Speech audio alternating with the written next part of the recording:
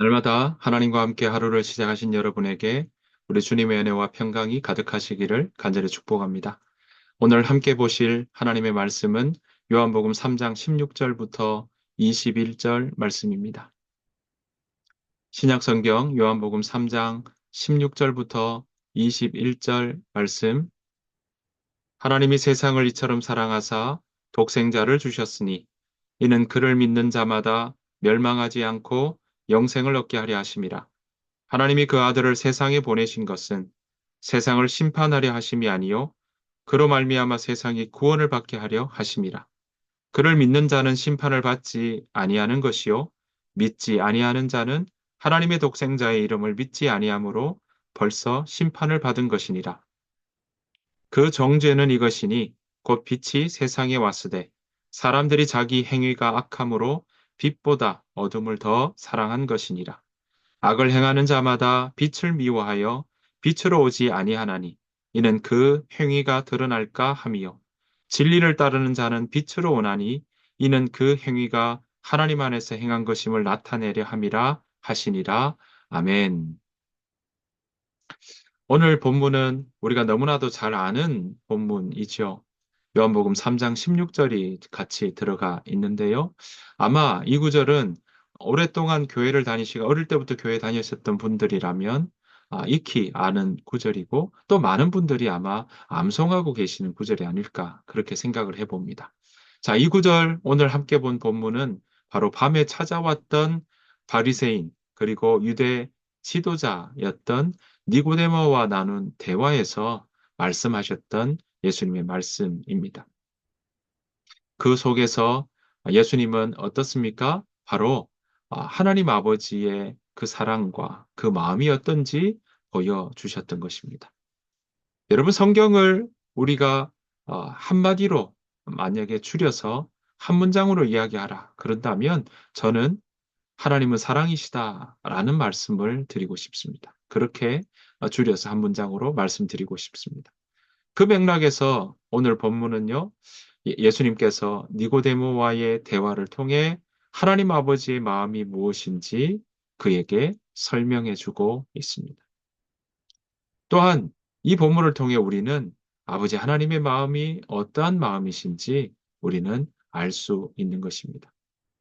그 아버지의 사랑과 그 아버지의 마음은요, 창세기부터 요한계시록까지 어느 한 곳도 드러나지 않는 곳이 없습니다. 그렇게 아버지의 마음, 아버지의 사랑은 그 곳곳에서 나타나고 있고 우리는 그것을 살펴볼 수 있습니다. 오늘 이 요한복음 3장 16절을 우리가 가지고 하나님 아버지의 마음, 하나님 아버지의 사랑이 어떠한 사랑인지 우리가 함께 살펴보기를 원합니다. 간략하게 살펴보지만 그러나 아주 중요한 부분들은 함께 짚으며 우리가 살펴보기를 원합니다. 하나님은요, 구약에서부터 우리를 향한 하나님의 그 사랑을 그대로 보여주십니다. 몸소 드러내 보여주셨습니다. 이 땅을 창조하시면서 하나님은 말씀으로 창조하셨지만 우리 인간은 하나님의 형상대로 지으셨고 흙으로 빚으시고 그 코에 생기를 불어넣으셔서 생명이 되게 하셨던 것을 볼 수 있습니다. 그러시면서 우리를 지으시고 보시기에 좋았더라 라고 하셨던 그 아버지의 말씀을 우리는 기억하고 있습니다. 생경으로 만들었다라는 말씀 뭐겠습니까? 우리와 함께 하기를 원하시는 아버지 하나님의 뜻이 그 가운데 있다라는 것을 우리는 이해할 수 있습니다. 하지만 우리 인간은 어땠습니까? 하나님의 뜻대로 하나님의 마음을 안고 살아가는 모습들이 아니라 각기 자기의 소견에 옳은 대로 행하는 모습들이 그 가운데 있었습니다. 하나님의 형상대로 지음받았다는 건 뭐겠습니까? 우리답다는 거죠. 나답다는 거죠. 그런데 이 뱀의 유혹 그리고 선악을 알게 하는 나무의 실과를 먹으면 눈이 밝아져서 하나님과 같이 될 것이라고 하는 그 이야기에 우리는 또 아담은 죄를 범하게 되고 그것을 보고 하나님은 악하다고 말씀하셨습니다. 자기의 소견에 옳은 대로 행한다는 것은 하나님의 말씀을 무시한다는 것이고요. 받아들이지 않겠다는 것이고요.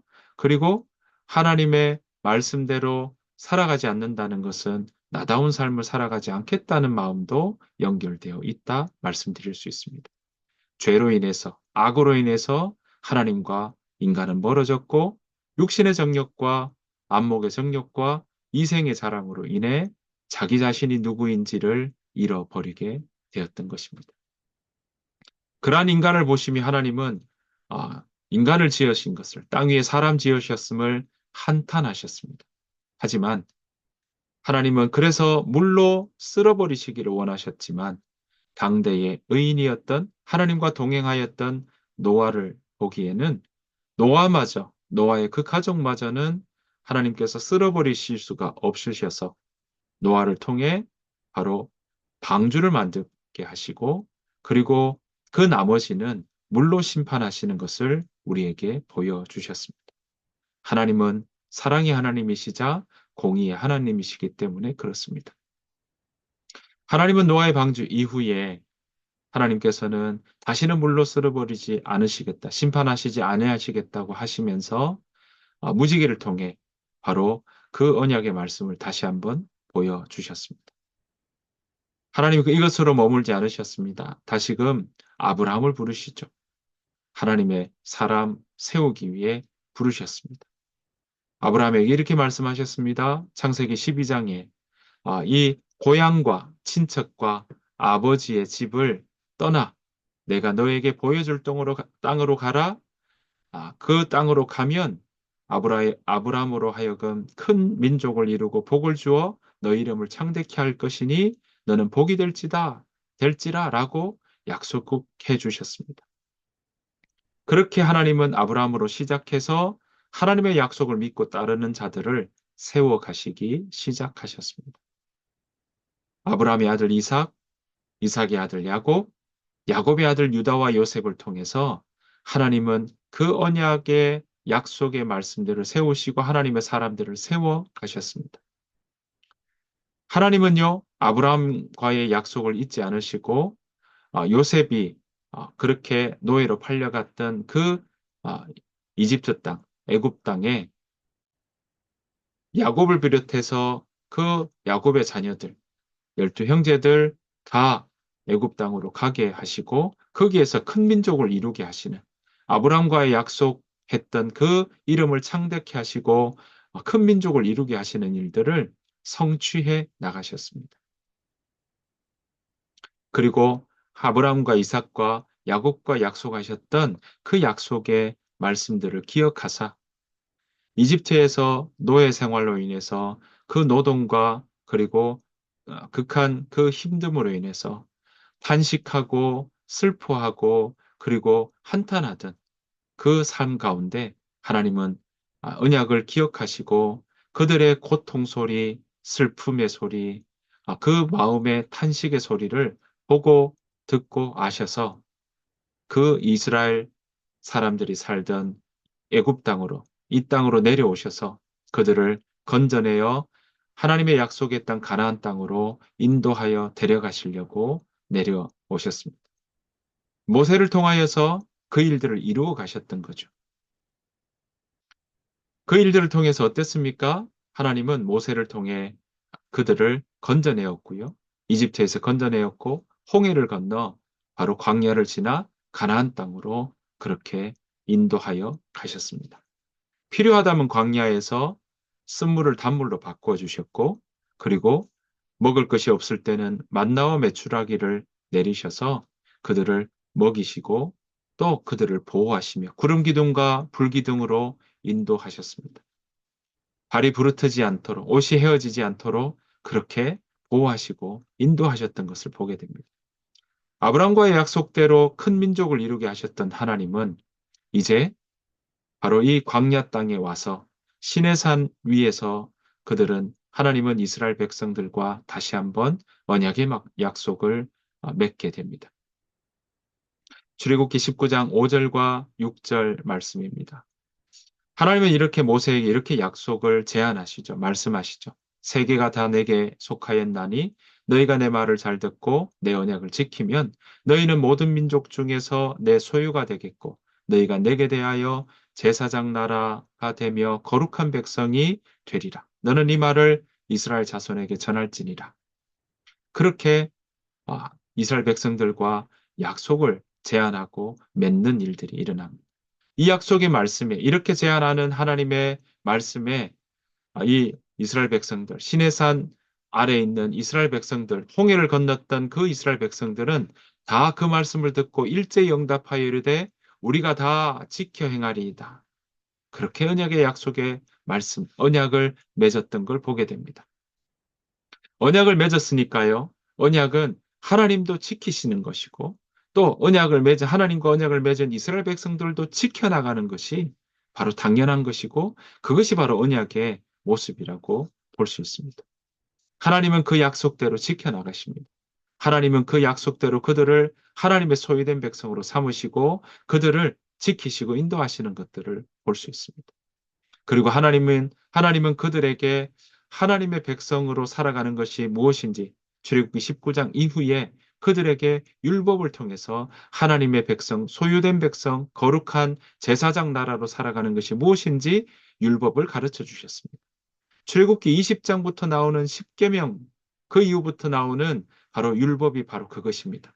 그래서 율법은 어떤 의미에서는 지시고요. 어떤 의미에서는 가르침인 것입니다.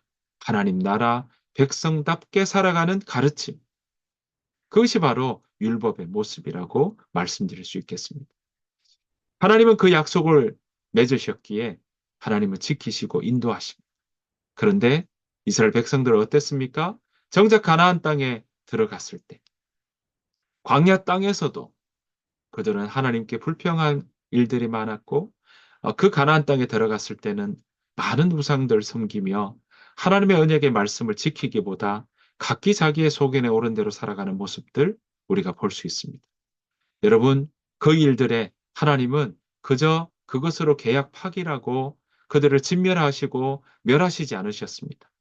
하나님도 그 약속을 지키시고자 참고 기다리시며 또한 그들에게 돌아오라고 사랑하시기에 그들을 하나님의 언약의 백성으로 다시금 세우시고자 하나님의 사랑을 보여주셨던 것을 우리는 역사의 그 순간순간마다 찾아볼 수 있습니다. 사사들을 보내셨습니다. 그 사사들을 보내서 하나님의 약속을 지키기를 원하셨습니다. 얼마 동안은 언약의 말씀으로 거룩한 삶을 살아가는 듯 했습니다.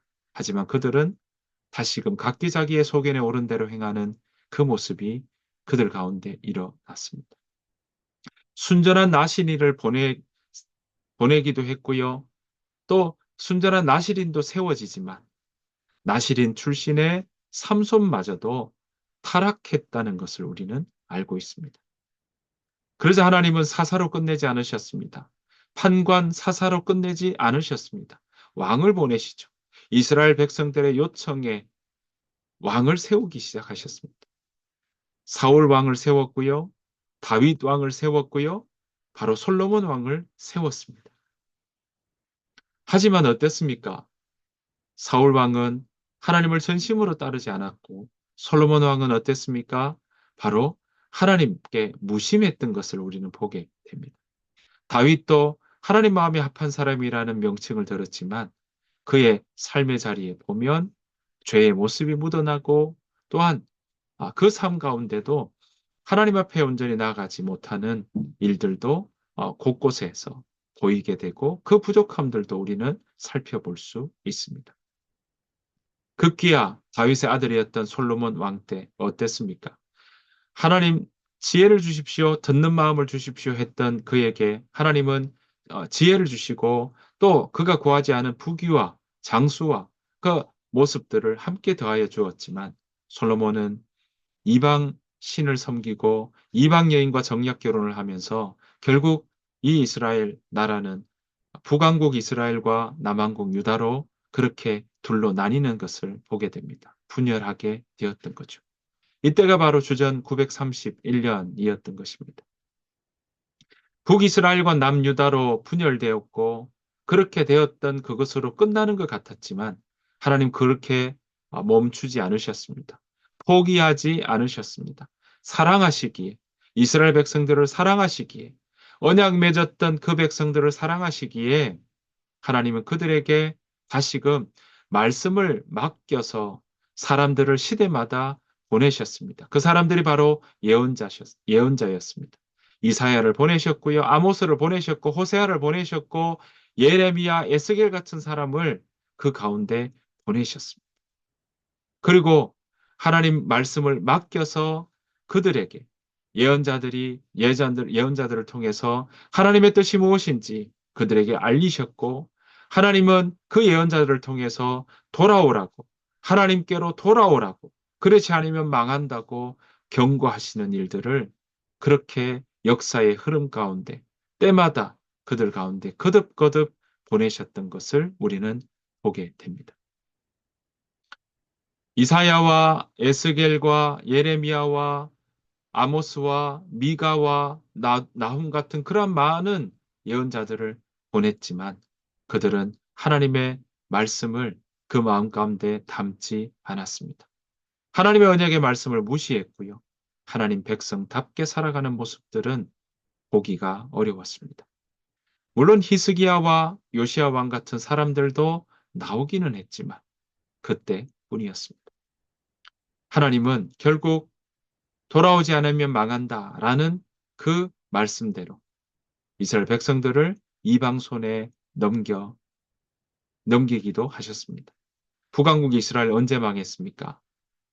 주전 721년, 722년에 망하게 되었고요. 아시리아에 망하게 되었고 또 주전 586년 또는 7년에 바벨론에게 이 남유다가 망하게 되는 일이 일어나게 되었습니다. 물론 이것도 끝이 아닙니다. 이걸로도 정작 진멸되고 끝난 것이 아니었습니다.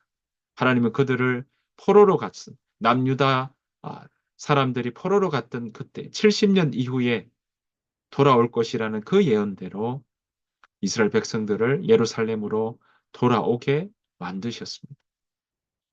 역사의 주인이셨던 섭리자이시고 주관자이신 하나님은 다시금 그들을 세우시고자 학개와 에스라와 느헤미야 같은 지도자를 통해서 포로 이후에 다시금 돌아온 그 예루살렘 땅에서 하나님의 뜻을 구하고 언약을 지키는 백성이 어떤 삶을 살아가게 되는지 그들에게 가르치셨습니다.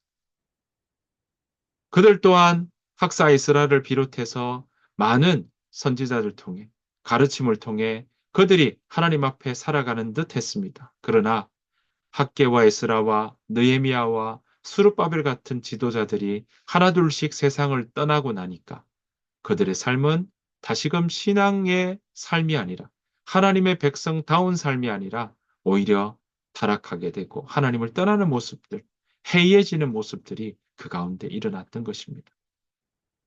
예배를 드렸습니다. 하나님 앞에 나아갔습니다. 하지만 그들에게 있어서 모든 종교 의식은 형식에 지나지 않았습니다. 껍데기밖에 없었던 것입니다. 그것마저도 이스라엘 백성들은 나중에 귀찮게 여기게 되었던 것입니다. 모양은 있습니다. 형식은 있었습니다. 하지만 그 마음이 담기지 않았습니다. 정성이 담기지 않았습니다. 입술로는 찬양한다고 하면서도 마음으로는 하나님으로부터 떠나 멀어져 갔던 것입니다. 하지만 하나님은 다시금 참으시고 인내하시고 다시금 기다리시는 그 모습을 그대로 보여주셨습니다. 마지막 구약의 마지막 권까지 하나님은 참으시며 그들을 다시 부르셨습니다. 주의 사자를 통해 말씀하셨습니다. 돌아오라. 그리고 그들에게 하나님의 사랑이 어떤지 말씀해 주셨습니다. 자, 말라기 1장 2절에 보면 이렇게 나오죠.